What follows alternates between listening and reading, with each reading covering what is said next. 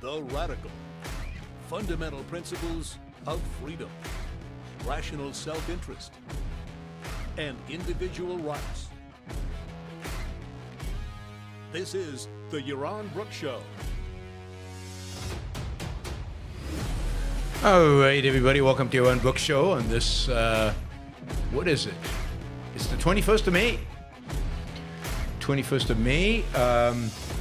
Thanks for joining me. I know there was a little bit of a hiccup there at the beginning of the show. Technical problems. I apologize for that, but we should be a go. Thanks everybody for being here. Remind you, you can ask questions and you can support the show with stickers and you can do all kinds of stuff like that, fun stuff like that. So please consider asking lots of questions. What determines the topics I talk about during the show. All right, Michael said he had lots of questions today. We will see. Let's get started. So, I wasn't sure. Should I talk about the Iran deal? Shouldn't I talk about the Iran deal? Is there a deal? I decided I should say this. Nobody knows anything. I mean, I'm sure there's some people who know something. Trump knows something, Netanyahu knows something, but generally the media and people on Twitter and everywhere else don't know anything. Like every 5 minutes, actually every 3 minutes, there is a post on Twitter, there's a deal. Here are the 14 bullet points of a deal. They're ready to sign. And then, 3 minutes later, it's, the deal's off. They disagree about what to do with the uranium. And then, now Pakistan's army chief just canceled his plan to Tehran tonight. He was supposed to go to announce the final Iran-U.S. agreement, the final deal. Now it's off. No explanation given. I mean, it just goes on and on. The whole day it's been like this, and the market, whoop, whoop, whoop, the oil prices, whoops, whoop, up, down, up, down, up, down. Because every time a deal is announced, oil prices go down, and then there's skepticism about a deal, and it goes up. Nobody knows. But here's my suspicion, for what it's worth. I hate to say this because it's one of those predictions that, if it turns out wrong, I guess you guys will let me know. That's okay. The other day, like 2 days ago, Netanyahu and Trump, supposedly, according to media reports from well-placed sources inside the White House, said that Netanyahu and Trump had a big fight. It was a tense call. Basically Trump said, I'm going to do a deal. And Netanyahu was pissed off and they argued. And then the next day, Trump said, Netanyahu's a great guy, but he'll do what I tell him to do. He'll do what I tell him to do. And everybody interpreted it as Trump is going to cut a deal and Netanyahu is upset and there's a rift in U.S.-Israeli relationship, and that means a deal is on because we know Netanyahu's against the deal and all of this stuff. And then Netanyahu says, I'm postponing. I was going to attack on Tuesday, and now it's going to be sometime in the future. I actually think that is all just a decoy. Who knows? But as soon as I heard that Trump and Netanyahu had a fight and it was coming out from sources, it was like, isn't this what happened when the war started? Like, wasn't it true, like just a few days before the war started, they had a big fight and everybody thought, Trump is going to cut a deal and there's not going to be a war, and Netanyahu's pissed off. And I'm like, I think they're gaming this. I don't usually attribute 3D chess to Trump. I would be surprised if the Iranians have bought this. But I think it's just, it's bluffing. It's hard to tell. I mean, again, from the internet, either the deals fell apart, the timing shifted, or something changed in the last few hours that nobody's talking about yet. That's because nobody knows anything. Except the Iranians and the Americans and the Pakistanis who are negotiating this. This is according to the sources El Arabiya, who just a little while ago announced that there's a final deal. And they put out the 9-point statement of what that deal is. And I read all of them. It's a terrible deal if this is the deal. But not a single one mentions uranium. And I was like, I don't even think Trump could get away with going for a deal like this that doesn't even mention uranium and nuclear or anything to do with it. So, and then, a few minutes later, there was another 14-point. That was a 9-point deal. This is a 14-point deal. The internet is awash with misinformation, just a bunch of BS out there. I like numbers says like Trump and Elon fighting. Trump and Elon really did fight, and that was there's no question in my mind that they fought. But this I think is made up or exaggerated, and I don't know if there's a deal or not. I doubt it because, as I've said for a while now, it really has seemed like the Iranians don't want a deal or don't want a deal on terms that would satisfy Trump, even Trump, given what he has promised and what he has said. So I actually suspect there's no deal. There's not going to, and there might not be a deal. And as I've told you, I really wouldn't be surprised if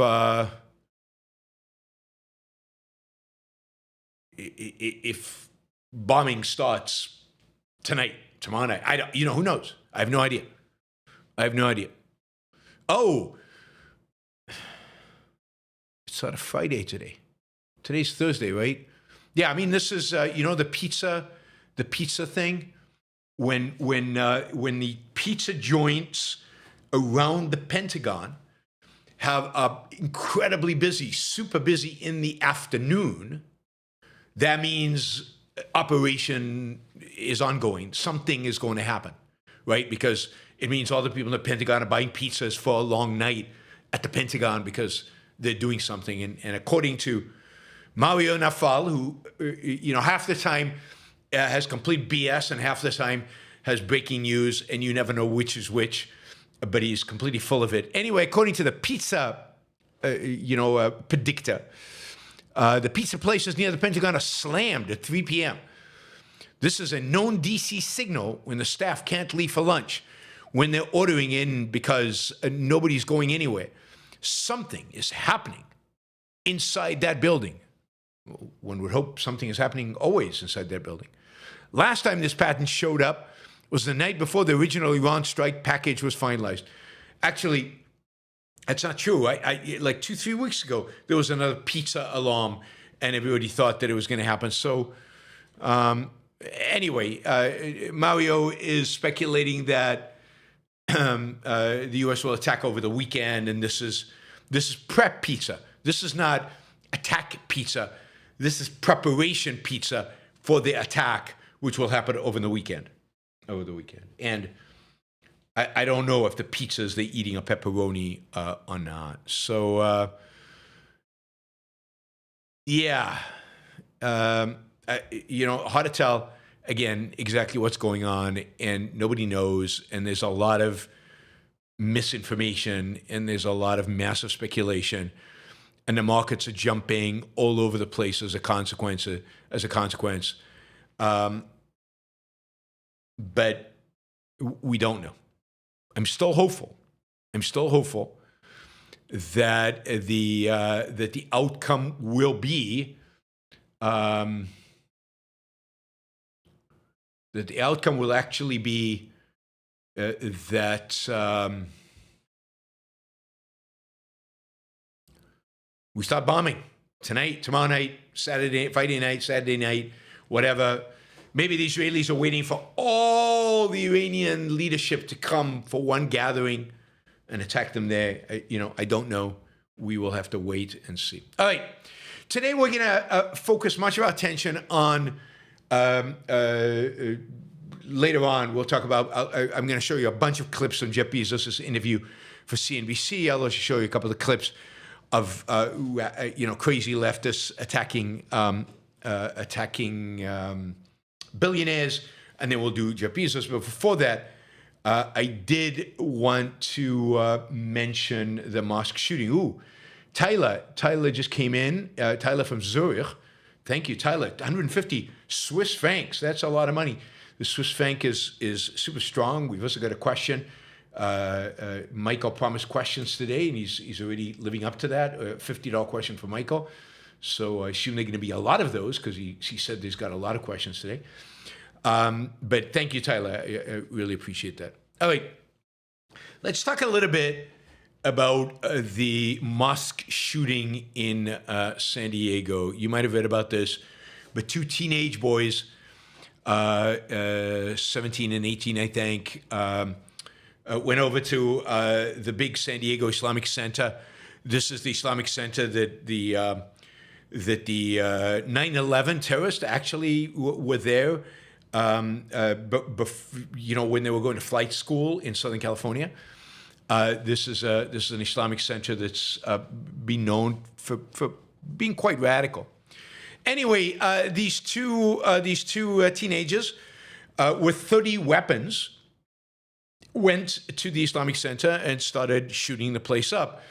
They killed 3 people, and by accounts, eyewitness accounts, from what I understand, they would have killed a lot more people if not for the heroic actions of the security guard there. We'll get back to the security guard in a little bit, but the security guard there, as they left the Islamic Center, the one kid shot the other and then shot himself. So they both basically committed suicide. It turns out that they left a 75-page manifesto behind to explain their actions. And it is quite a piece of work, this 75-page manifesto. It turns out that they hated Jews. They also hated Islam.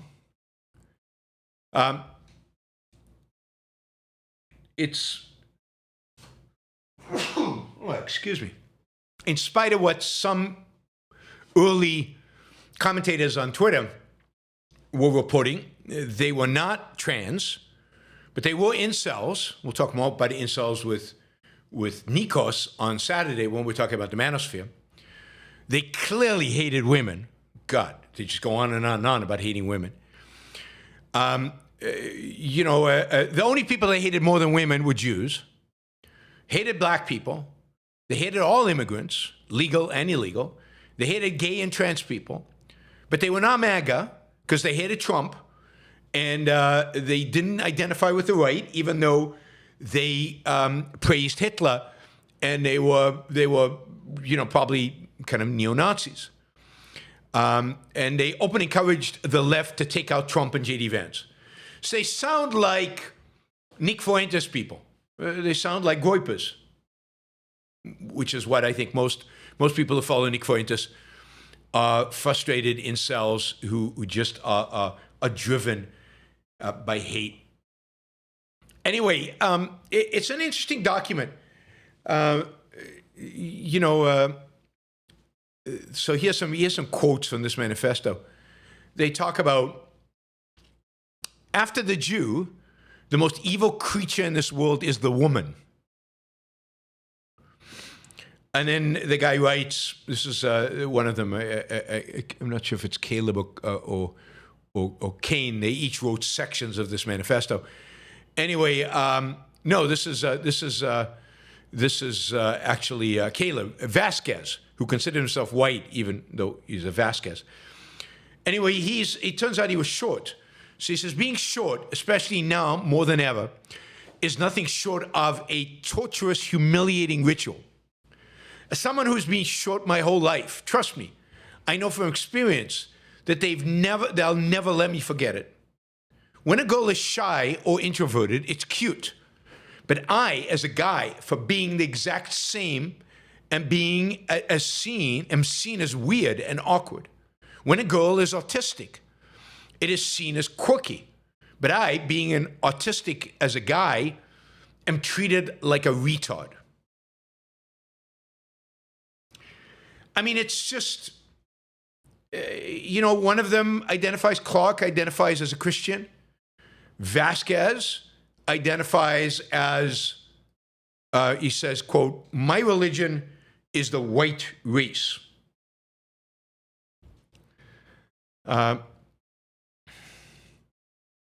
The place is just filled with just, hate and disgust and frustration at their own lives and hatred of their own lives and hatred of themselves. It's a hate-filled, horror show. Vasquez calls racial minorities and Muslims bioweapons of the kikes. For those of you not familiar with kikes, that's a derogatory of Jews. Kikes who control everything in the world. Clark wrote, "Every problem in the modern world can be connected to the Jews." A lot of people, turns out, would agree with that. I mean, it's just a manifesto of nihilism, right? Nihilism. According to the manifesto, all violence is good violence, right? And that the upcoming race war will be another type of war. It will be the most beautiful one yet, cleansing this earth of the disgusting filth walking all over it. I mean, just think of being a teenager and thinking these things and being this hateful and this disgusted by the world around. Vasquez at some point asks in the manifesto, "Why am I like this?" And he writes, "It is because of all these years of ridicule, rejection, being ignored, and being treated like a joke."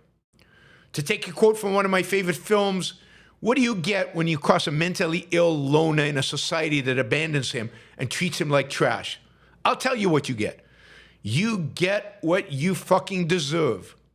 You all thought it was hilarious to treat me like I was subhuman, to make fun and tease me for every little thing. No matter how hard I try, I could never fix myself. There was always something to make fun of me for, and I hate you all for it. I mean, think of the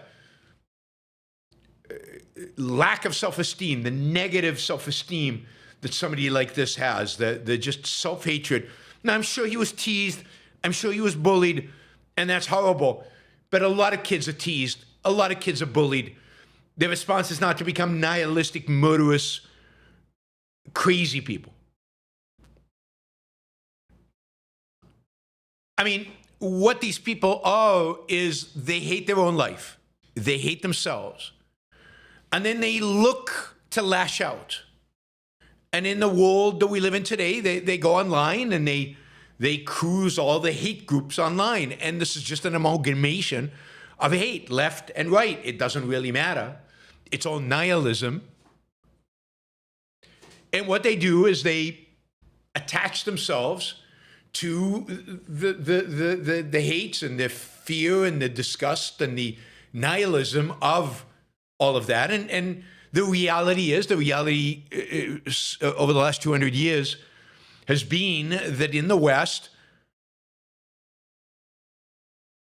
if you're filled with nihilism and hatred, then it's often the case that the blame for the state of the world that has caused you to be so hateful towards it are the Jews. The Jews are the other.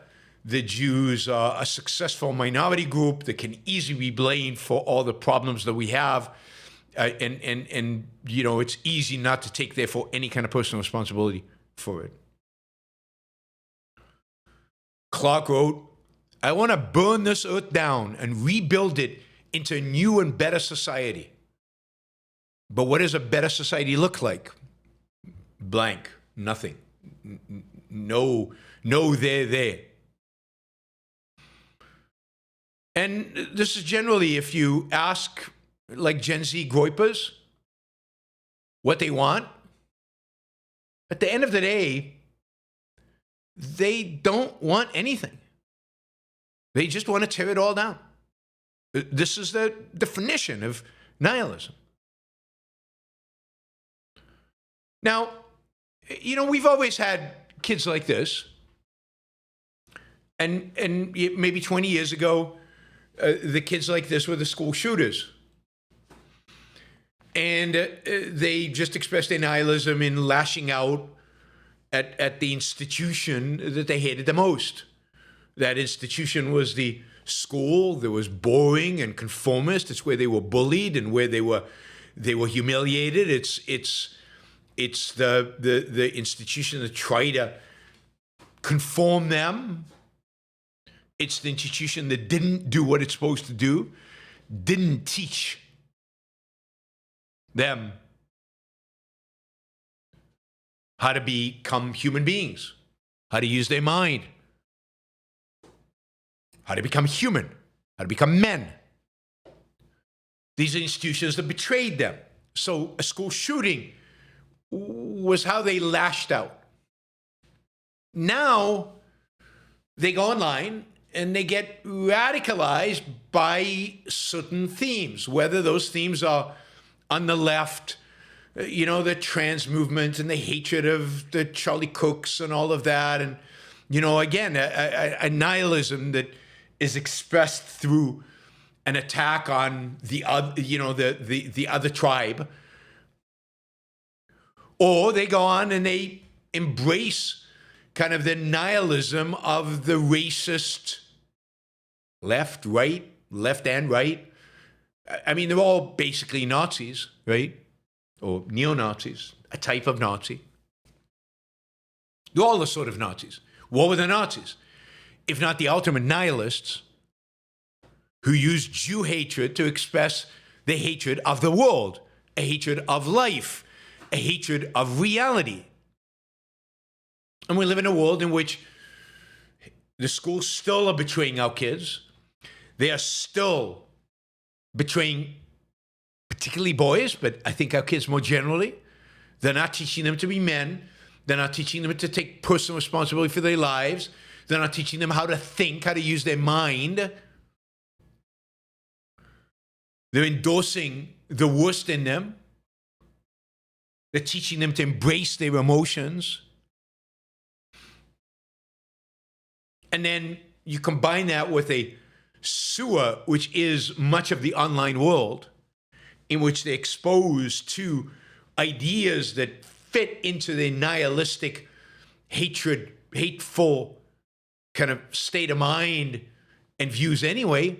And what you get is now they're lashing out. Now, why did they go to a mosque and not a synagogue?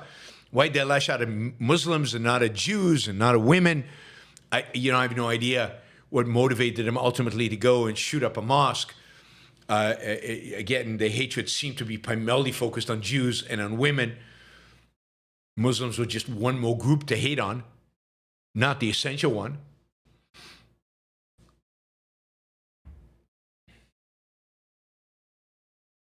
So, this is very much a symptom of the world we live in. A world which has embraced nihilism, a world in which really both sides of the political map have embraced nihilism at the edges of it, kind of at the collectivistic edges. That's why it's impossible to differentiate them. They all sound about the same. The primary focus is on hatred of this world, on hatred of other people. And people who are oriented that way right now, and I think this has historical precedent, obviously, if they hate Western civilization, if they hate the world around them, if they hate people who are different, the other, then the Jews are the primary target. And remember, the hatred of the other has become political mainstream. I mean, I think ICE illustrates it in the way it does its raids on immigrants. I think Trump illustrates it in his the way he talks about immigration, or used to talk about immigrants. Miller, definitely. Miller in the Trump administration definitely talks about the other in ways. And then you look at the left and you see how they talk about Israel and how they talk about Jews and how they talk about Zionists. And it's, again, the other is the enemy. The other is the source of all our problems. The other is to blame and must be eradicated. And then everybody agrees that the most convenient other to ultimately go after is the Jew. So, you know, the San Diego is tragic. It's you know, it's sad to see young people be in this state of mind, although I think there are always some young people in this state of mind. Some of them get stopped before they commit an atrocity. Some of them did the school shootings. Some of them do other horrible things. So there's a spectrum. But sadly, our school system and our culture continues to produce people like this. Now they express their frustration in more, call it political, racial, other terms, whereas before it was just hate of a school, of life. You know, these, but it's sad, and there's really, you're not seeing this really reported on much. There's not a lot of discussion of it.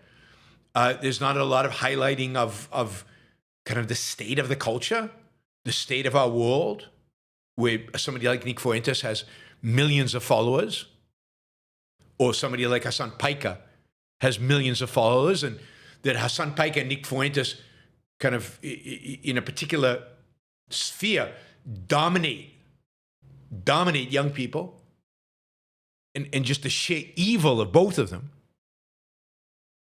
is astounding. And then if that is the model, if that is what is dominating the debate, if that is what people are gravitated towards, then you know that there's a subsection of those people who are going to be crazy, flip out, and go on a murdering streak. This has to be fought.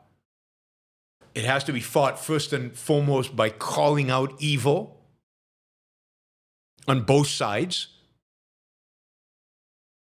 to the extent that they're on different sides. Calling out evil and talking about it and explaining it. It's got to be fought by discussing anti-Semitism, its origins, its sources, and why it is the canary in the coal mine in Western civilization.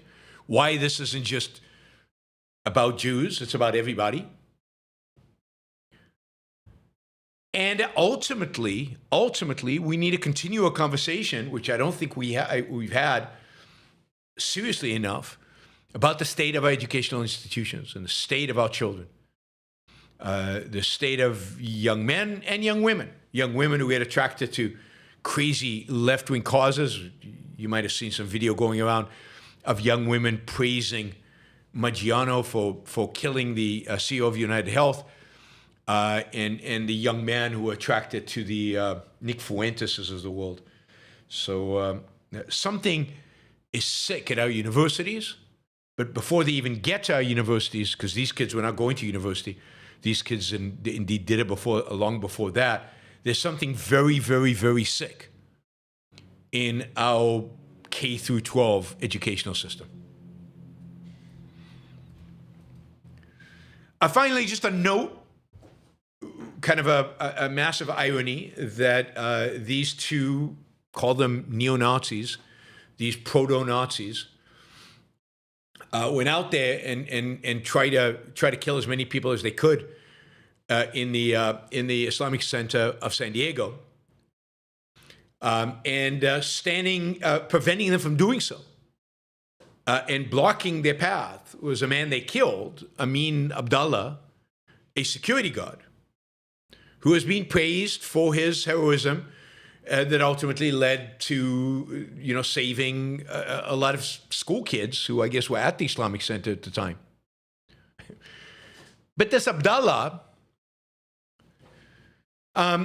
last year, posted on his profile on X,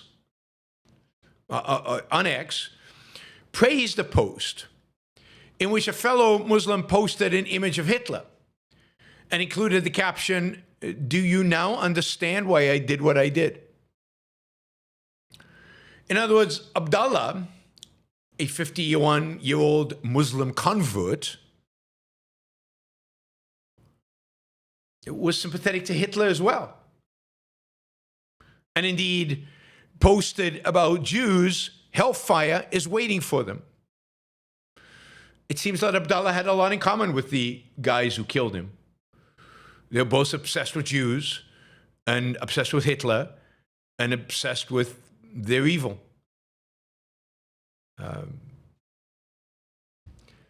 Why, Amin would convert to Islam in the first place, and why he would take up these kind of ideas. Again, we've got some real questions to be asking about the state of the culture. And maybe this is an aberration. Maybe this is out of nowhere. Maybe this is unusual and just a freak thing. Hard to tell, right? Given what we know about some of the most popular commentators on the culture out there, some of the most popular people online, maybe it's not an aberration. Maybe the state of the world is much more like this, and maybe the fight we have is pretty dramatic. All right. Let's shift gears to talk about billionaires. And we've talked about the left attacking billionaires, AOC attacking billionaires. And I found these videos of a woman by the name of Fran Lebowitz, both from 2012 and from yesterday or the day before yesterday, speaking about billionaires that I thought were pretty entertaining. I think I'll show them to you. I'll just tell you, Fran Lebowitz is an American author and professional contrarian. This is from Claude. A professional contrarian, a professional second-hander, a professional nonconformist. She made a profession of being whatever. She seems very conformist to me, in the mold of just an angry leftist. She's known for two essay collections that she wrote in the late 70s and early 80s.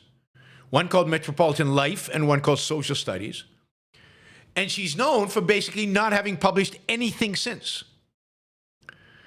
She's a New York fixture, famous for her deadpan wit, her refusal to use the internet, and her opinions on everything from art to manners, to why most people shouldn't be allowed to speak in public, to billionaires, as we'll see.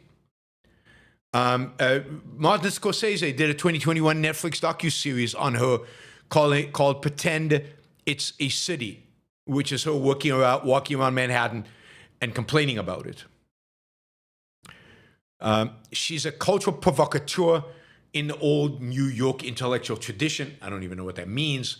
But anyway, here she is.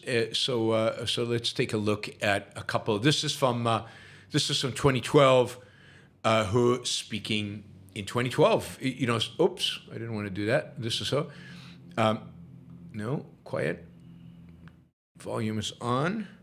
This is on. All right. Let me know if you can hear this or if there is an issue. You should be able to hear this. Here's what's disappeared along with the village that we all miss. Words. Money grubbing. We never hear that anymore. Watch how everybody laughs. Okay. Dirty money. We never hear. There's no such thing as dirty. Let me tell you something. There's no such thing as clean money. There's no such thing as clean money. No one earns $1 billion. You steal $1 billion. Okay? We are not going to win against these people.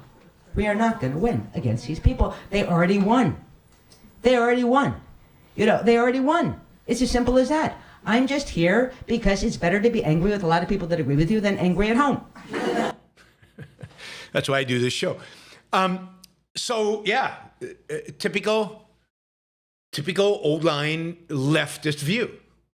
There's no such thing as clean money. All money is evil. You remember Francisco's money speech in Atlas Shrugged? If you've never read Francisco's money speech in Atlas Shrugged, you really should. I think it starts something like, so you think the root of all evil is money is the root of all evil. Well, she does. Billionaires don't make money, they steal it. By the way, I have to admit that my mother told me this when I was a kid. And she had a cousin that she liked, but a cousin who was a millionaire. In those days, a millionaire was like a billionaire today. And she said, there's no honest millionaires. All millionaires became millionaires by lying, cheating, stealing. There's no other way to become a millionaire. And you're going to hear a lot of this because this is now repeated and repeated and repeated. It's on loop. All of these, she said in 2012, so give her credit, right? But this is like on a loop. AOC and Bernie Sanders, and we'll hear Mark Ruffalo in a minute.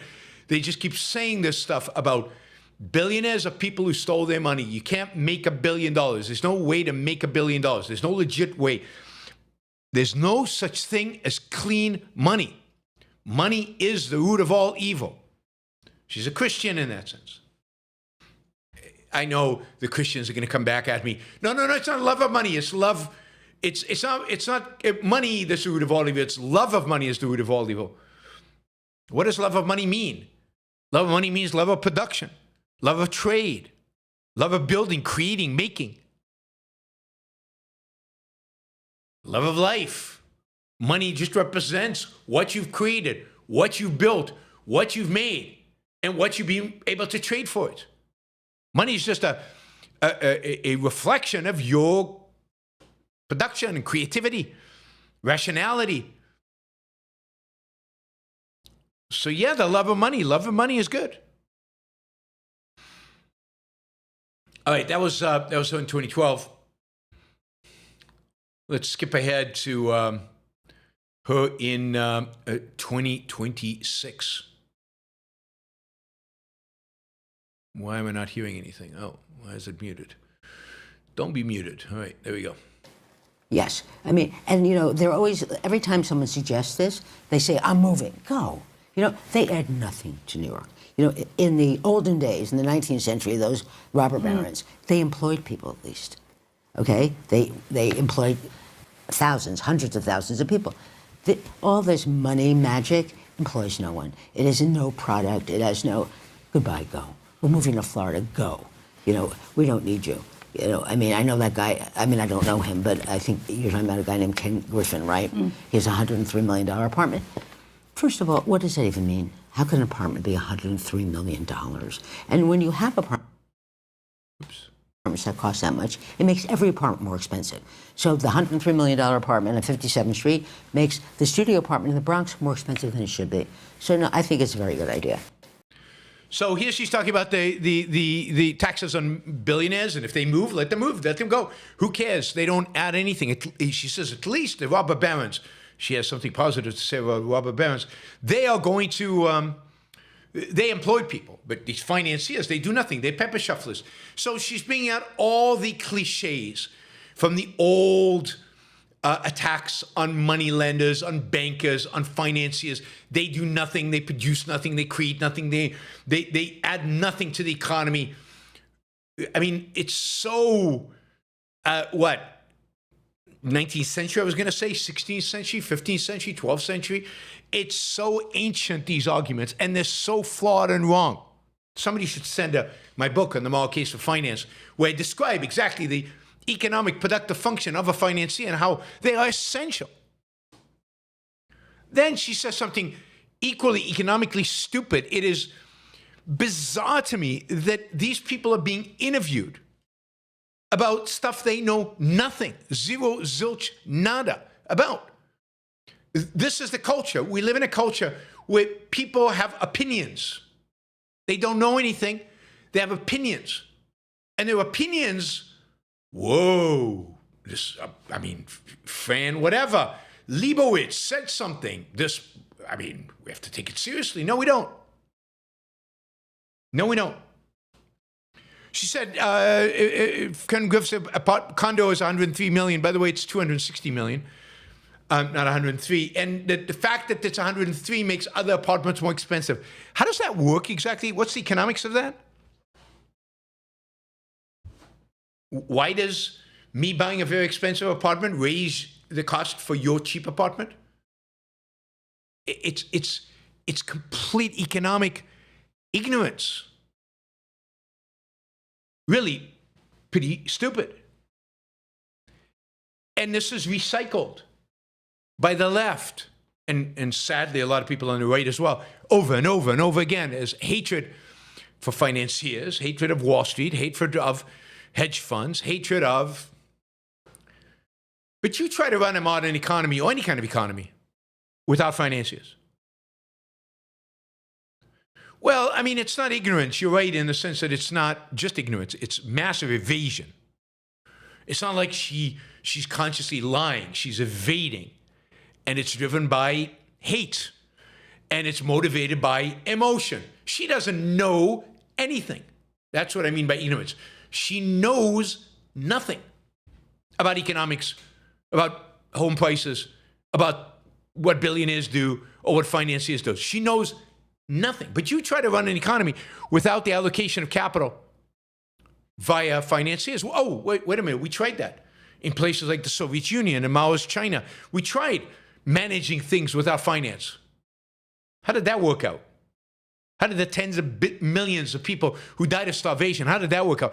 These people need to be confronted by the sheer evil of their ideas. The sheer evil when those ideas are put into practice. And here's another one. Right. This is Mark Ruffalo. I guess he's an actor. Right? Is that right? Is Mark Ruffalo an actor? Somebody will tell me if I'm wrong. But here's this idiot. And listen to him, right? I mean, completely detached from the real world. What do we do to make life better for everybody? We certainly have enough. I mean, we just created the most number of billionaires. We have enough. And what do we do to make life better for everybody? And there's nice piano music in the background, you know. The history of the world, you know, we have enough. We have could enough. do this. What does enough mean? Who decides when enough is enough? Who gets Mark Ruffalo? Or maybe he has a 5-member committee that makes decisions about when enough is enough.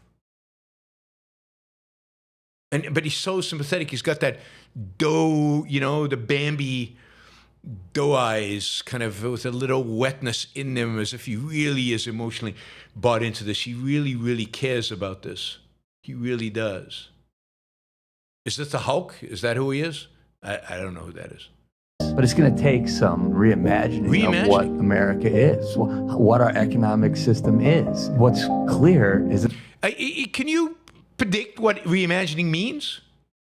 I think what reimagining means that we should be socialist, communist, that we should have massive redistribution of wealth, and we should penalize billionaires. How dare they make money? And by the way, we created billionaires. They didn't create themselves. We created them. Yep, Mark Ruffalo's money is being taken from him. He's pretty rich, I assume, given that he's a net worth of $35 million. Yeah, I mean, he could go out there and give away all of it. He could model his new system. And again, no thought about what the alternative system actually produces, what it results in, what kind of human life is a consequence. It's not working and it's not sustainable. Actually, when our founding... Why is it not working and why is it not sustainable? By what standard? fathers set this up, they had the national motto of e pluribus unum, out of many one. Out of many one, And but they we've don't never understand what the hell that means. No, there's a long time we didn't even vaguely even strive for that, but we can still strive. The vision of America, the promise of America, we still have that. God, what's disgusting is that they even talk about America. They talk about the founders. They talk about the vision of America as if they understand what that even means. That is We have so that promise offensive. in our DNA. Someone slipped that in there, which creates a possibility for it, right? That's like the moment we're in right now. It's physics. Things have got to come to a point where there's so much movement. It's chaotic. It's chaotic. It's chaotic. Boom, up. Something new comes out of it. Water to steam. There's no other way to actually change. And that's painful. It's like giving birth. I mean, birth is painful. It's dark. We don't know. It's scary. Will it ever end, you know? What do we do? The state of our world, guys. The state of our world. Anyway, so that was kind of the left attacking billionaires. And then yesterday we got this extensive interview with Jeff Bezos on CNBC. And in a sense, in response to all this garbage about billionaires and what they do and how they do it, and Jeff Bezos has been praised to the hilt. I mean, everybody out there on the non-left, anybody who's not left, has been praising Jeff Bezos for what he said. And while I give Jeff Bezos a lot of credit for actually doing an interview and talking and saying stuff and trying to defend himself and trying to defend billionaires, if you will, and making a, I guess, whoops, what did I do? Sorry. God. Anyway, trying to make an argument, trying to make the case. The reality is that he doesn't do a great job doing it. I mean, he does as good of a job as anybody else out there is doing today. You know, when you talk about business leaders. But it's not very good. And it's not very convincing. And that's sad because he really had an opportunity here to say something, I think, profound and interesting, right? And so let's take some examples, right? These are all short. These are all short and example. This is probably the one that is closest to trying to make a moral defense of wealth creation, of being a billionaire. So here it is. Let me find it. There it is. And listen to what he has to say and think about what you want. What would you like to hear a billionaire say? If I do my job right, the value to society and civilization from my for-profit companies will be much, much larger than the good that I do with my charitable giving. And I think this is an important point to make because people forget, or they sometimes don't see, that when you create something like Amazon and you're saving, I get letters from new mothers all the time that say, like, I have no idea what I would be doing right now if I didn't have Amazon, thank you. Or what we did in the pandemic when people could really see what an essential service we provided to them. And so, this is, Amazon creates tremendous value. And by the way, all companies are creating value of some kind. Yeah, so, it's not bad, right? It's absolutely true that he will create more value in his for-profit side than he will in non-charitable. Maybe he's been listening to my morality of capitalism talk because I make that point in there, but that is not a moral defense. And what does it mean to say value to society and civilization? It's true if you have a proper understanding of it, but what it actually comes across as is, look, I grant you that the standard is how much I help you. I grant you altruism. You're right. And it turns out that I help you by making $1 billion more than if I gave my money away. No, that's the standard defense of wealth that they make all the time. In a sense, it's true, but their whole moral framework is altruism. Their whole moral framework is, I owe you. I have to help society. My job is to create value for society. Instead of saying something like, I have used my skill and my talent, hard work and a lot of thinking and planning and organizing and creating and risk-taking to create immense values. Values that each one of you out there as individuals benefit from. You're all better for it. How do I know that? Because you use my product. The reason you use my product is because you believe that it makes your life better. I have created something. I have built something. It's not yours, it's mine. And the only reason you, my consumers, my customers, who I love, the only reason you interact with me is because it also makes your life better. And in that sense, Amazon has changed the world.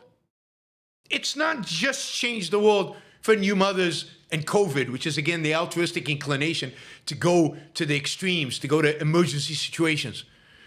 But it changes your life on a day-to-day basis, on every single day. I am making your life better, not because that is my, that's what I have to do, but because that is what producing means. Producing real values.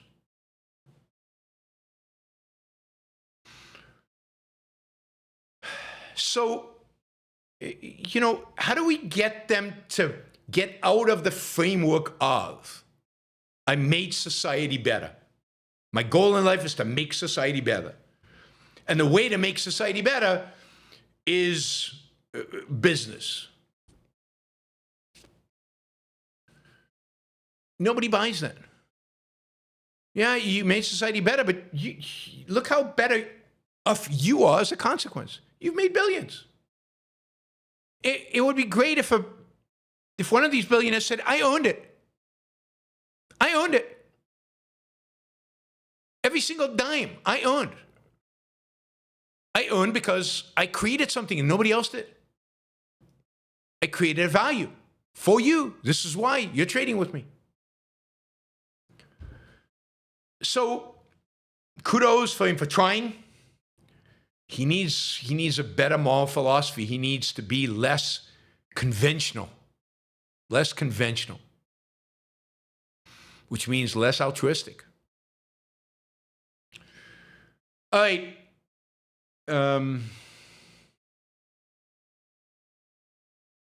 So here, he's trying to explain how you can become a billionaire. It's pushing back against the idea that you can't become a billionaire. You can't earn $1 billion. So here's Jeff Bezos trying to do that. Not cracked on its face. Let me give you a simple example. Let's say you start a burger joint and you have 10 employees, and you make a little bit of money, right? So you have this one outlet. And by the way, these are the most delicious burgers in the world. People love your burgers, Andrew. And so then you open a second outlet, right? And now you're making a little bit more money, and you have 20 employees, and you open a third outlet.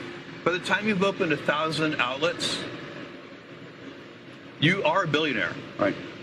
And by the way, this is a real life story. It happens all the time. It's In-N-Out Burger. It's Raising Cane's Chicken. At what point did that money all of a sudden become unethical? Or it didn't. There was one outlet, and then there were two, and then there were three.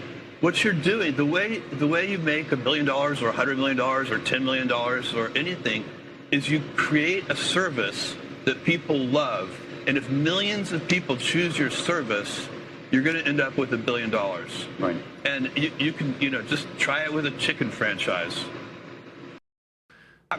That's pretty good. He explains it. It's pretty good. I mean, I wish they all did this. Imagine if all the billionaires came out and said, oh, you want to see how you make $1 billion? Let me tell you. And so I give him a lot of credit for doing that. My favorite example of becoming a billionaire is J.K. Rowling, because everybody can relate to that. And, a leftist would answer Jeff Bezos, yeah, but you exploited all those workers. You didn't make the burger. You didn't make it sizzle.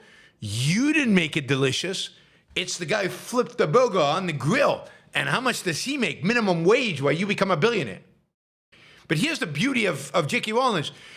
Nobody flips their burgers. So she became a billionaire by writing books. And that we all read and enjoyed. And our life is better as a consequence. But so many of us read her books. So many of us enjoyed them. So many of us watched the movies. So many of us were engaged with everything Harry Potter. She became a billionaire. So good job. I think good job, Bezos, on that one. That was a good answer, the Burger franchise. All right, here's one about him paying taxes, his taxes. And here again, here is when he reverts to conventionality, and we'll see in his other discussions about taxes, this is where he's probably the weakest. And Elizabeth Warren has made this point repeatedly. I think she's made it in reference to you and others, are able to pay a lower tax rate, even though you're paying an enormous sum in taxes, a lower tax rate than maybe I am, These people sometimes say that, I don't pay taxes. It's not true. I pay billions of dollars in taxes. And it's a perfect, again, if people want me to pay more billions, then let's have that debate. But don't pretend, that that's going to solve the problem. You could double the taxes I pay, and it's not going to help that teacher in Queens. I promise. So here he's putting it in the sense of, in the context of solving a problem. What's the problem? What are we going to do? He's not even contesting he does pay a high rate on his taxes. But he's not contesting the very notion of, wait a minute, it's my money. How much are you going to take from me? Is that a conversation we're having? Is to what extent are you going to take my money? But it's mine. Will you recognize it's mine at least? Not a very good answer. And then he goes into this teacher in, lower salary workers. So let's hear this quickly. People talk about, making the tax system more progressive. How about we start by having the nurse in Queens not pay taxes? Why is somebody at all? Why is a nurse in Queens who makes $75,000 a year paying more than $1,000 a month in taxes? That's $1,000 a month that could help with rent or groceries or anything. And so, and by the way, do you know what that all adds up to? The bottom half of income earners in this country pay only 3% of the taxes. So, it's only 3%. We can find 3%. So we don't have, it's a small amount of money for the government, that. And really, and the more I thought about it, to me, it's kind of absurd that we're doing this. We shouldn't be asking this nurse in Queens to send money to. So this is his big proposal. We need to stop the bottom half. He actually followed up with a post on Twitter. The important part is zeroing out taxes on the bottom half. Best way to put money in someone's pocket is not to take it out in the first place. Bottom half is only 3% of total tax revenue, but it's very meaningful to that person. Zero it out. But why? Why should the person in Queens not have to pay for the services the government provides them? Why should they be a leech on Jeff Bezos' taxes? So why? Why is this right? Why is this moral? Why is it just? And why 50%? Why not make it 55% or 60%? Why not 70%? At some point, I guess it goes beyond just 3% of the budgets. It goes, we're running massive deficits as it is. I don't think anybody should have discriminatory taxes. Everybody should pay the same. Have flat tax, 10% on everybody, if you're going to tax anybody. So no, I don't buy this. I think it's bad. And again, it's a way to appease people. It's a way to attempt to buy votes, buy love, buy sympathy. People love this idea, by the way. Blake Scholes had a good response to this. If half the people don't pay any tax, then we have 50% of the population with votes and no stake in how the government is run. And they can simply vote themselves ever greater handouts at the expense of more productive people. This would not end well for America. Good for Blake Scholes. Elon Musk, on the other hand, agrees completely with Jeff Bezos.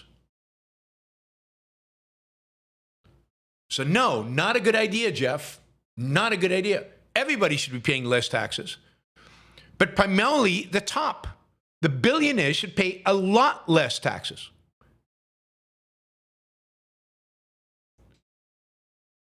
All right, I want to skip forward.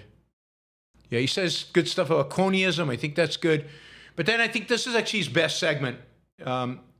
This is a segment on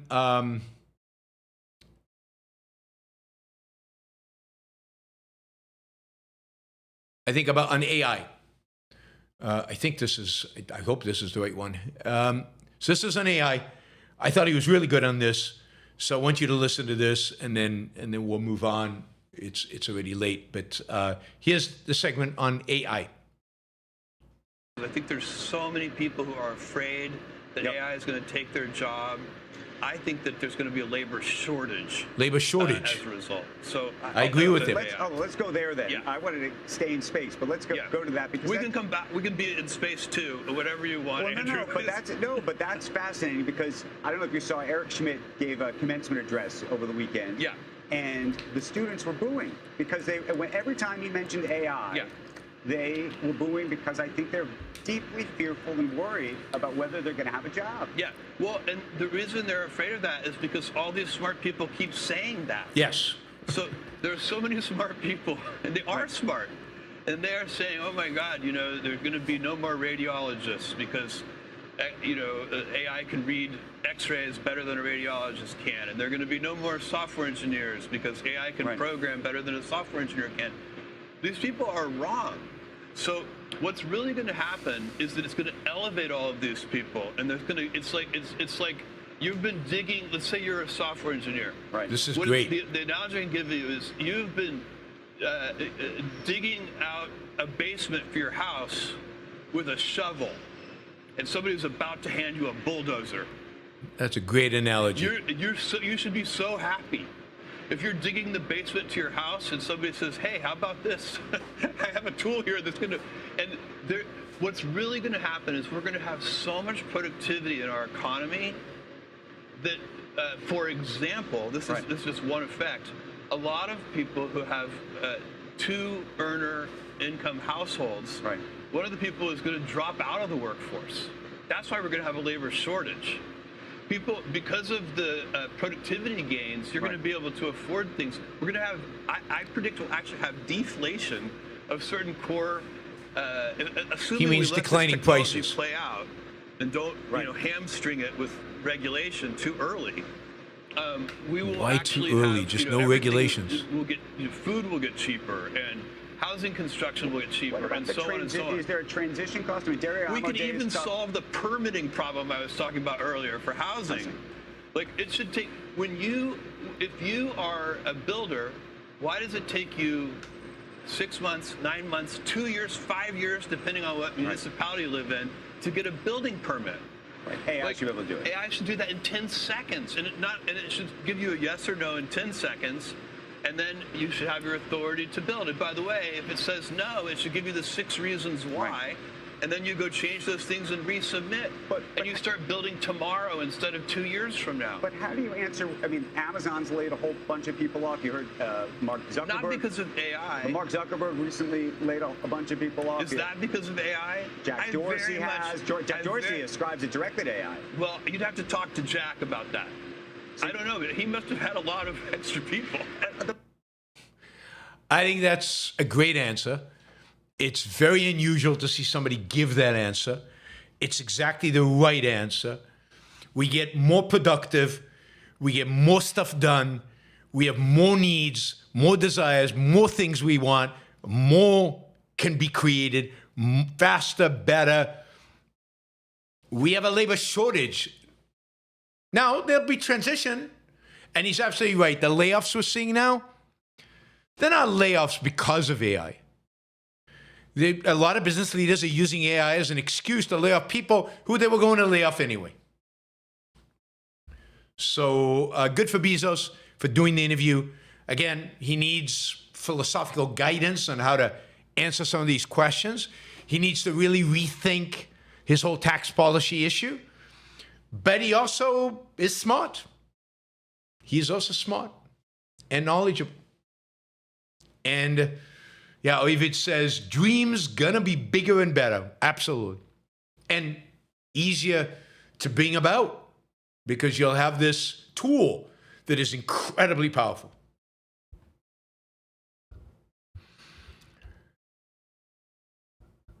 All right.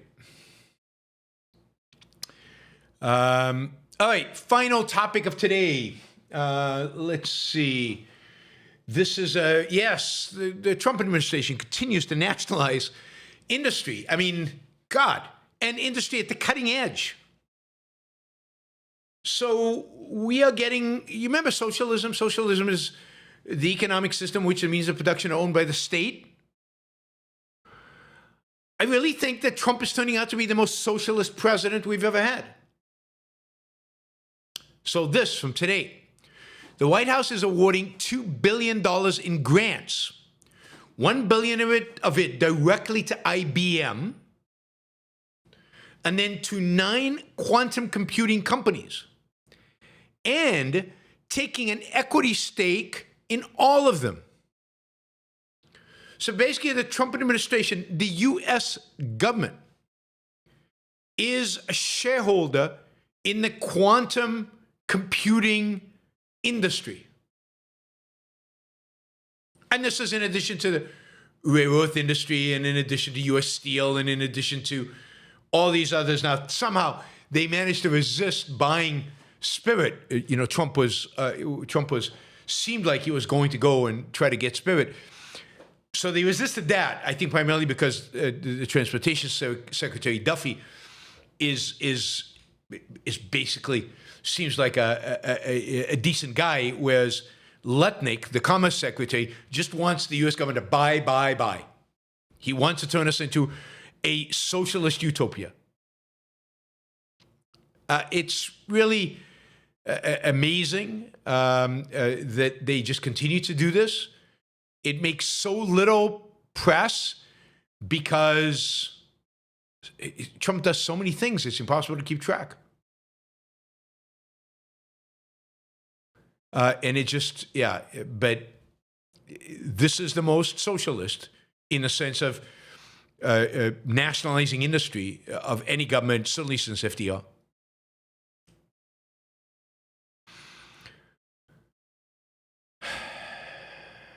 All right. Let's see. Right, latest on the Iran deal. Yeah, I'll just read you in the order it pops up on my screen. From 50 minutes ago, Iran deal is now collapsing after Pakistani army chief canceled trip to Tehran. The IRGC are furious with Pakistan for failing to convince the Americans on nuclear and HOAs. The situation is changing fast by the minute. This is after just a couple of hours ago, the same outlet, this is 2C TV, was publishing U.S. and Islamic Republican are close to reaching a deal. Final draft is being worked on with key issues still in discussion. I doubt that was ever the real case. Mario says, senior Iranian source to Reuters, there's no deal reached, though the gaps narrowed. 2 issues still unresolved: Iran's nuclear enrichment program and Iran's control over the Straits of Hormuz. Only the 2 biggest issues in the whole thing. Not only sticking points, it's the entire reason this war started. That's right. The enrichment program is why the U.S. and Israel struck on February 28th. Hormuz is how Iran responded. You can't have a deal without resolving both. That's right. There is no deal, guys. I mean, unless Trump decides to completely cave. You know, there is no deal. All right, everybody. Thank you. That is the news for this May 21st, 2026. It's a Thursday. Remind you there will be a show tomorrow. Also, you guys have done great today on the Super Chat. Another $100 would be really cool. So 5 $20 questions would be really nice. Or maybe a couple of $50 questions would be great. And let's see, what else did I want to say? Yes, we have sponsors for the show. Let me see, defendersofcapitalism.com, Michael Williams's website. Check it out. It's a program, Defending Capitalism. Jeff Bezos should take the program.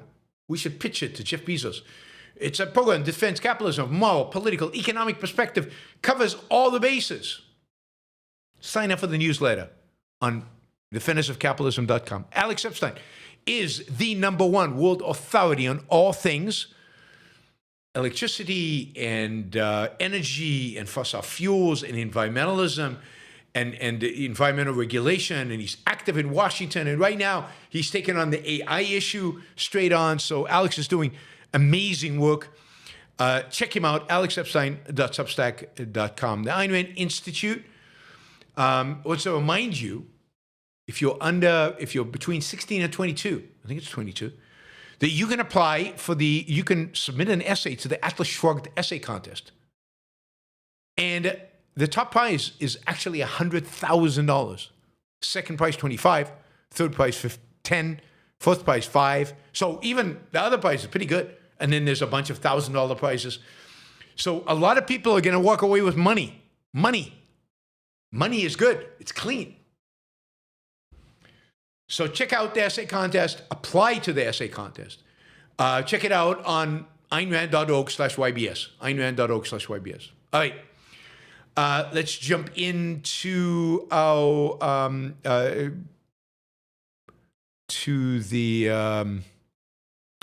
Super Chat questions. We have a few today. Michael came through. He promised me a few questions today. Not a lot in number, but a lot in dollar terms. Thank you, Michael. Let's see. Do we have any stickers? I definitely want to thank Tyler again for the 150 franc. That's like $200. Francs are really valuable these days. Greg, thank you for the sticker. Let's see. Who else do we have here? Sticker-wise. William, thank you. And yeah, stickers would be great right now because it's a great way to get us to that target, of which we're short about $80.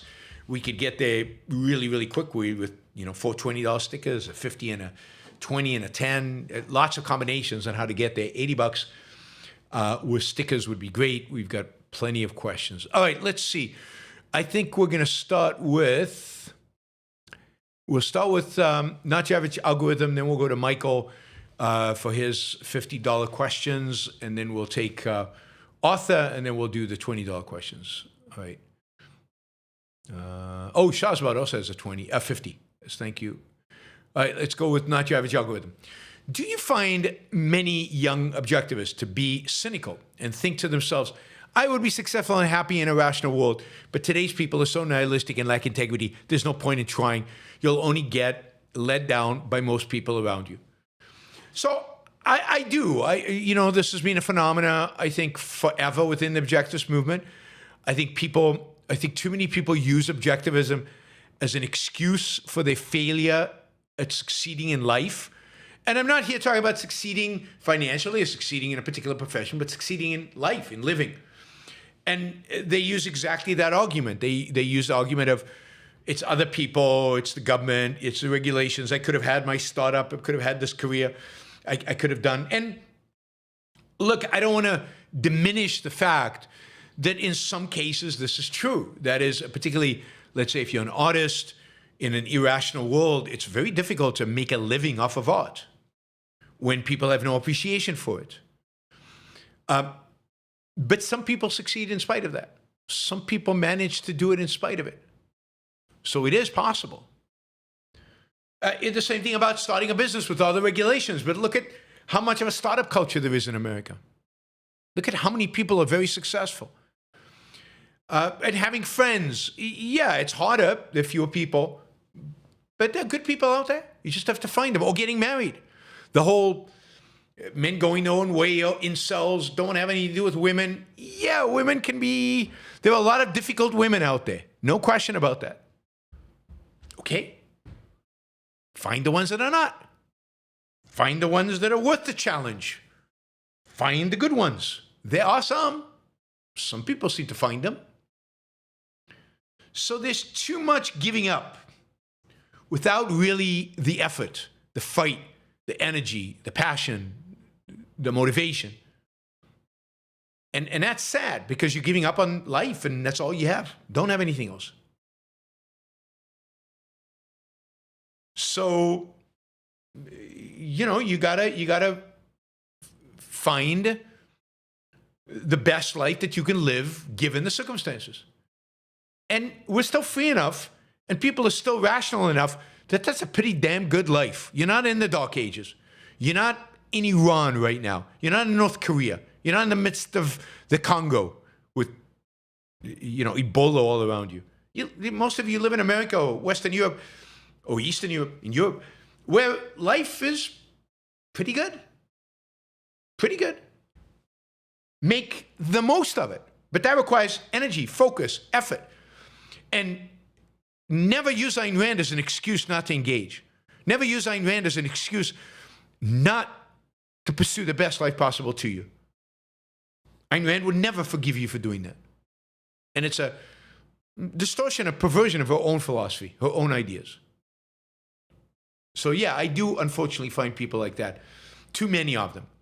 And it's not new. It's always been in the objectivist movement, I think. All right, let's do Michael's questions, and then we'll do Shazbad, and then Arthur. Michael, objectivists reject instincts as applying to human beings. But what about vibes? When people talk about picking up a vibe from somebody, that they give up bad energy, isn't that pre-rational? Your subconscious is putting things together rapidly. Sure, but I don't even know what vibes means. But sure, we make very fast assessments of human beings. And most of us are really bad at it. But what is that? It's the same as your emotions. Your emotions are, and it really, in a sense, it is an emotion. It's a super fast response to information you are receiving. It's a super fast integration. And if you're really, really, really practiced in the thing that you are integrating really, really fast, and you've thought about it a lot and you understand the process, then you can get good at quick responses that are emotion-based that are going to be pretty good. Think driving. You've automatized a certain process. You've automatized the response time. You've automatized the response to stimuli. But you can't, when you have the time to, you can't trust that. It's like an emotion. In a sense, it is an emotion.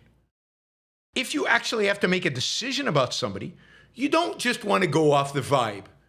You want to also think about, okay, what is it about them? Because you might miss out on a great opportunity on somebody really, really good that your emotions are misdiagnosing. So vibes, sensing the energy of another person, all that is emotional.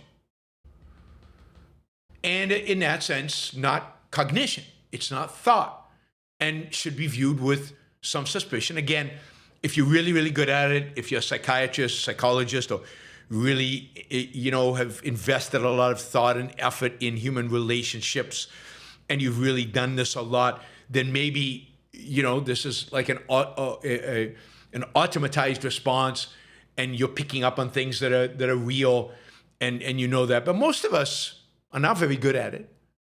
And we have to really consider and think and about the validity of that vibe, of that emotional response. Just like any emotion, you respond with fear to something. Yeah, ultimately you have to think about, should I really be afraid? Does this really make sense? Before I make a decision about whether to pursue this path or not, I need to understand where my fear comes from, and whether my fear is irrational, is a response to something that's really a threat or not. So you have to treat these vibes just like you treat any other emotion. Again, unless you're an expert in something. Like somebody can look at a painting and know immediately if it's a forgery or not of a great master. That's somebody who's practiced that for thousands of hours and really knows and really understands and really has figured out the signs of forgery and has so internalized that the response is like this, but he still has to work it out because, again, he could make a mistake. All right, Michael again, two-part question. Each $50, so thank you, Michael. While feelings are not tools of cognition, they are chief motivators of action. If you're in a debate with someone and they say something extremely disrespectful, you experience an automatic, visceral need to respond as a matter of justice. These intense feelings and signals we're receiving from our nervous system are not disembodied reason. You can rationally articulate why they disrespected you. But the urge for justice is an emotional feeling, instinct. Yeah, it is a feeling. It's an emotion. It's not an instinct. But again, you need to be very careful, particularly in a live debate. Was it really an insult? How do I come across in my response without being defensive? Do I really care that he insulted me? What is the best way to respond that will resonate the best with the audience? Because it's the audience I care about. So the problem with being an emotionalist is somebody insults you and you get all angry and you get all upset and you look like a loser on stage. You look like a defensive who can't argue. But if you're cool, and if your primary is your reason, and yes, you feel that pang of emotion, oh, he just insulted me. Okay, gather your thoughts, figure out the best, most rational, effective, for the purpose, response possible. Don't let your emotions dictate what you say. Even if the emotion is right in a sense that, yeah, he tried to go after me. I mean, the whole idea of, insult is, or disrespect. Okay, he disrespected me. That's true. But what do I do about it? That requires thinking. It requires not letting your emotions take over. It requires recognizing the emotion and moving on to thinking how to respond. What's the best way? So don't let your emotions guide your response. Identify it as a signal. Identify the source, and then figure out what the most rational, objective thing to do at that point in time is. All right. Shazbot. According to Christians, a person is granted a new perfect body when entering heaven.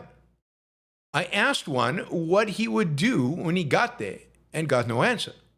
I think he knew that exploring the question would open a can of worms he couldn't handle. Yeah, I mean, you can't have sex.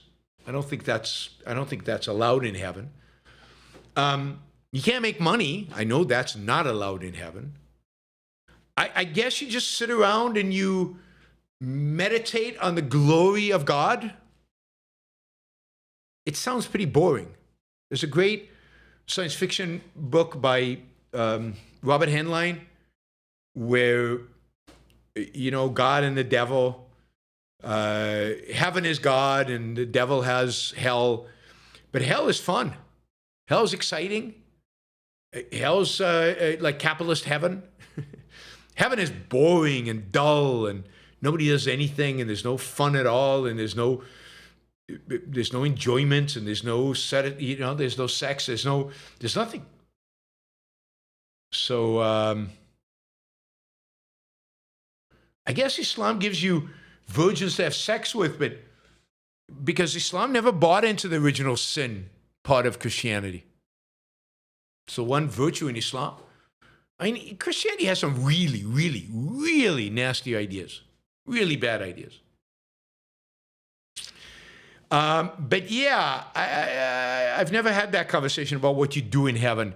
And I didn't know you got a perfect body. I didn't know you got a perfect body. And what is a perfect body? Are we now body shaming people? I mean, who gets a side? I guess you find out what kinks God has by what he considers a perfect body.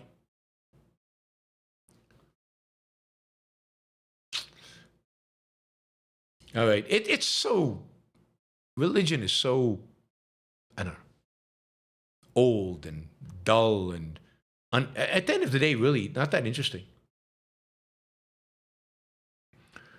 Thomas says that's Catholic doctrine is you get a perfect body. Do you get your body perfected, or do you get a new body that's perfect? All right, Arthur, in your Q&A with Anka, he mentioned the motivation for nihilism is self-hatred. How did he reach that conclusion? Someone hates themselves so intensely, they want to destroy the world, destroy people who are not as miserable as they are. Yes, I think that's right.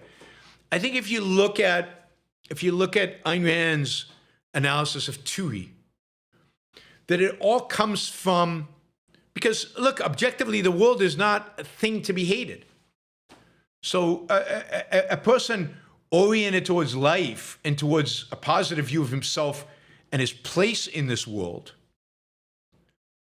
is unlikely to want to destroy everything. He wants to enjoy the fruits of what's possible in this world.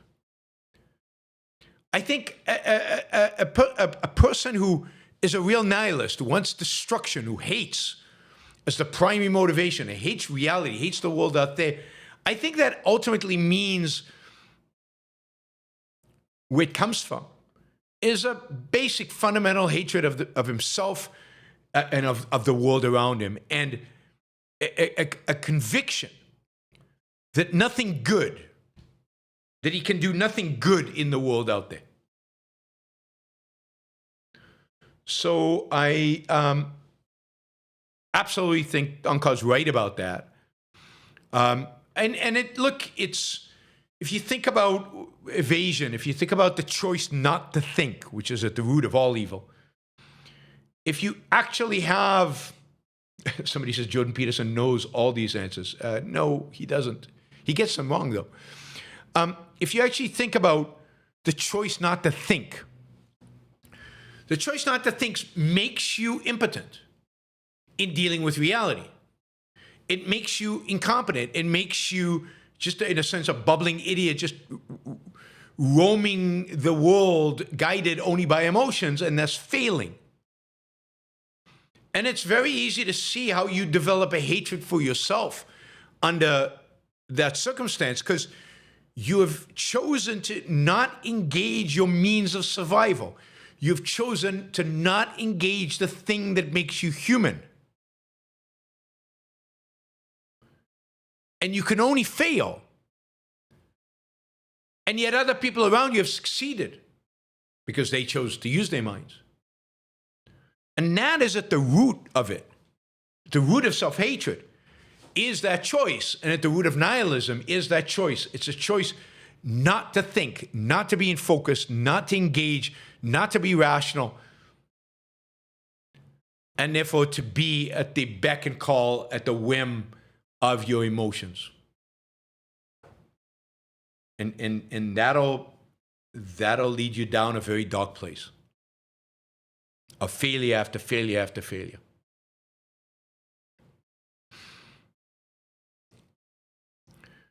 Right. Liam, is there a correlation between genius and insanity? If you read about Kant, he was a bit insane. He was afraid of moonlight and boarded up his house overnight. Or is insanity, neuroticism, largely caused by unsound epistemology? Well, I certainly don't think there's a correlation between genius and insanity. I think that certainly certain types of insanity or irrationality could be brought about because of a bad epistemology. And I think some kinds of insanity are caused by, screwy genes and screwy chemicals in your brain. You can have an external or biological cause for the insanity. That is, your brain needs a certain chemical environment in which to function. And if the chemicals are misfiring, are not, just like you could have disease in other part of your body, much insanity is the disease of a brain. But yes, bad epistemology, I think, can also bring about neuroticism and ultimately certain types, I think, of insanity. Jennifer, can you compare this modern Groyper type to the hippies of the 1960s? Hippies were anti-establishment types and on drugs and all, but they did at least talk about peace and love, not hate, I think. Yeah, but it wasn't real. I mean, they hated the man, and they hated Western civilization, and they hated... So there's a sense in which this is the evolution of the hippie. This is the hippie coming to realize that the world is not going his way, that his emotions, his whims are not creating reality and bringing about the kind of reality that he wants. And therefore getting angry and hateful as a consequence, and turning hateful towards the people he blames for not allowing his emotions to manifest in reality. I mean, the hippies were primacy of consciousness. It means they believed that their consciousness, they could create their own reality. And then when it doesn't work, they have to lash out. And so, you know, they are primacy of conscious emotionalists. And that inevitably will turn to hate. That will either go away and become conventional, or it will turn to hate. And in their case, in the actual hippies' case, many of them became the academics who destroyed American universities. And today, the orientation is to go straight to the hate, straight to the disgust. And part of that, I think, is fueled by the online communities. But of course, you got that under the Nazis as well. So at some point, the hippies get so frustrated they can't go anywhere, nothing is succeeding. They don't get the reality that they dream of, that they believe they deserve. And they turn to trying to explain it by blaming the Jews or blaming post-colonialism or whatever the flavor of hate of the day is. Nick reminds me that Rand wrote an essay, Apollo and Dionysus, about the new left and the hippies. There was comparing the Apollo launch to Woodstock. All right, James says, do you see a future of economic stagnation and cynicism rather than all-out collapse into dictatorship? These haters of life won't be happy with stopping at economic stagnation. They will keep pushing towards collapse. Yes, so there's a certain percentage of the population that keeps pushing towards collapse, but there's still a small minority. Most of us don't want that. We don't know exactly what, most people don't know what they actually want. We still have a technological revolution on our hands. We have AI, which is going to drive productivity, which is, again, going to prevent, I think, collapse, is going to drive for growth, but it will create more angst, and will create more division, and will create more space for these haters to push. But yeah, I don't see collapse because I think most people are better than that. Most people don't buy into it. And I do think there is real chance for, you know, kind of economic progress because of AI, productivity boom that will prevent economic collapse, or will allow us to keep growing into the future. Thomas says, John Bolton has been offering a lot of commentary on the Iran situation. Have you seen it? What do you think of it? I mean, mostly I agree with John. I haven't seen all of it, so I don't know if I agree with everything, but mostly I agree with him. He has emphasized the fact that what you need is regime change. And I think he has been clear about Trump's weaknesses and inability to follow through. So yeah, I think for the most part I agree with John Bolton on Iran. He's been quite good. All right, James says, as a condo owner, what things should you be worried about your HOA doing? What could they do to screw you? Well, they could neglect to maintain the building, and as a consequence, that amenities that you use in the building, the elevator, the stairs, the gym, the pool, I don't know what kind of building you have, it deteriorates, which makes your life worse off, and which reduce the value of your property. On the other hand, they might be spending money lavishly on upgrading all kinds of stuff that you don't care about and you don't think is that important. They might be neglecting to paint the building on a regular basis or to wash the windows in the building. Or, I mean, again, each HOA does things a little differently and is responsible for different things. I mean, our HOA does a lot, and God, do I pay a lot in HOA fees? Huge amounts. So, it depends on your circumstances. You think, what does the HOA do? Them doing a good job versus them doing a bad job and the things that they do, would that affect me? They skimp on trash collection and the trash piles up. I don't know. I mean, think about what it is they do. And could it be done better? And if it's done worse, will you be affected? Hopper Campbell, was Hitler's military strategy very Nietzschean? I don't know what that means. Constant attack because he believed his will was primary and could override facts. Yeah, but that's not Nietzsche necessarily. It's vibrancy of consciousness. It's, he believed it, therefore it must be so. I don't think that's necessarily just Nietzsche. There's a long tradition, starting with religion, of primacy of consciousness. If I pray enough, it'll happen.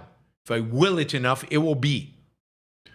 My will shapes reality. I think that attitude was definitely, I think, part of Hitler's, yes. Hopper Campbell, was Nietzsche's rejection of altruism extremely flawed? His view was, instead of the strong sacrificing themselves to the weak, they should be subjugating and oppressing the weak. Yes, it's what Ayn Rand criticizes. Her whole view is sacrifice is wrong. You shouldn't sacrifice to others, and you shouldn't ask them to sacrifice to you. Your ethics have to be universal. The principles that apply to you have to apply to everybody. Otherwise, it's not an ethic for human beings. So yes, Nietzsche's definitely wrong in advocating for the sacrifice of others to you, of the subjugation of the weak to the strong.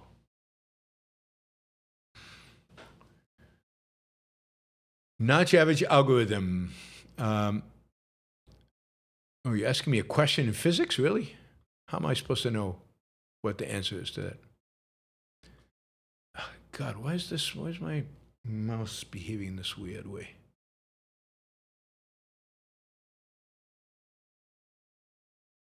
All right, one second. How can black holes be a portion of the universe where gravity is so strong light cannot escape it? How can light even be affected by gravity since it isn't physical matter? Well, who says it isn't? Like, light has a physical aspect and has a wave aspect, right? Now, I don't understand that, but I don't pretend to. But light is protons, right? And the protons, light bends with gravity. We know that. They've run experiments, and that is observable. Einstein predicted it, and when they went out and they field tested it, that's exactly what they found. That light does bend with gravity. So light is definitely affected by gravity. Now, don't ask me these physics questions. I don't have physics answer for them. I don't know physics well enough, but I think what I just said is true. Molten Splendor is back again. Thank you, Molten Splendor. Where would you put respect for yourself and the values and virtues achieved by your friends and partners? How important is respect and above other attributes in the hierarchy of values? Well, respect for yourself, I think, is part of pride. Pride is the virtue of taking yourself seriously and taking your values and virtues seriously and taking morality seriously and striving for moral perfection. And I think respect is part of that. In terms of respect for other people, that's justice, right? If other people exhibit values and virtues, then justice demands that you recognize that and you respect that, and that you take that into account in evaluating them and in dealing with them and in your relationship with them. So it is crucial for justice and it is crucial for pride. In respect for yourself is, I think, part of how you gain self-esteem. Is you can't have self-esteem if you don't respect yourself. So, yeah. Crypto. Kyle Kolinsky said the billionaires should be illegal. Yeah, Kyle is quite a crazy leftist. I'm not surprised he said that. That is pretty standard stuff for him. Tommy says, have you spoken about, do you believe the reporting that the USA and Israel were considering Ahmadinejad as an interim president? Thought that was a particular, thought that was a, you wrote particular, I assume you're saying peculiar. Yeah, I mean, I don't know what to think of that. It seems bizarre to me, very weird. Ahmadinejad was a monster, a really bad guy, irrational and crazy, and very anti-Israel. Now, there are rumors he was a Mossad agent, but I doubt that's true. So I don't know what to make of it. Unless there was some indications that he changed his mind and was willing to compromise. But how legit would rumors like that be? I mean, I don't know. Well, maybe one day we'll find out, but I don't know. I would not, I don't believe it, I guess. But I don't know everything, and there might be some confidential intel that suggests that Ahmadinejad had been, radicalized in the other direction and would have been friendly to America and to Israel if he'd gone into play. I do know it's true that Israel did bomb his residency where he was held under house arrest.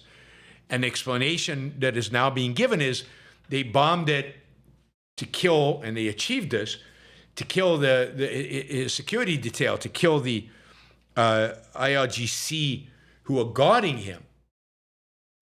But that as part of that, he got injured, and that's what made it impossible ultimately for him to take over. But it doesn't seem right to me. It seems much more like he was an enemy of Israel and they went after him. But again, I don't know. I really don't know. There might have been something else going on.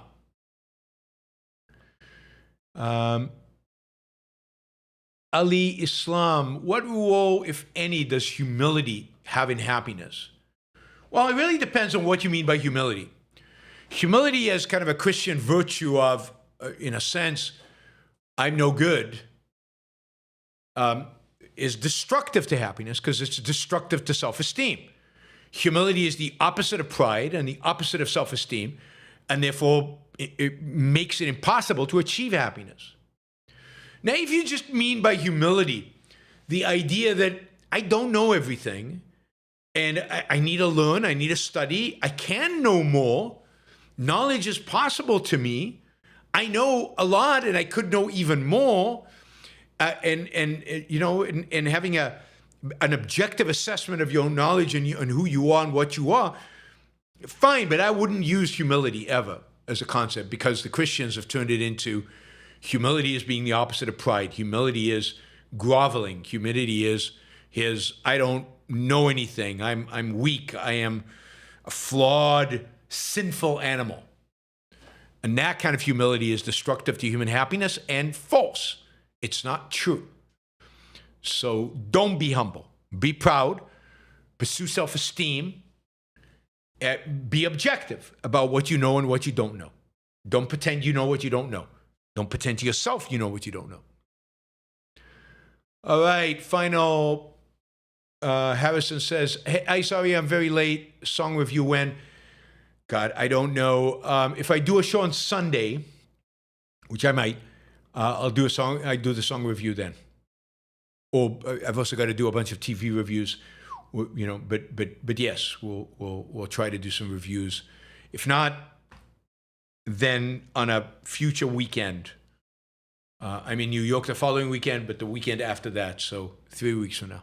But I knew to get on top of all the reviews that you guys have asked me to do, and I need to do the sponsored show that I've been asked to do. So I've got some catching up to do on stuff. All right, everybody. Thank you. Great super chat day today. So really, really appreciate it. You made up for the last 2 days that were pretty weak. Thank you in particular to Michael and to Tyler and to Not Your Average Algorithm. Thank you guys. And all the super chatters and all the sticker people. And I will see you tomorrow. Tomorrow, I'm pretty sure it'll be at 3 p.m., not 4 p.m. So 3 p.m. East Coast time. Talk to you then. Bye, everybody.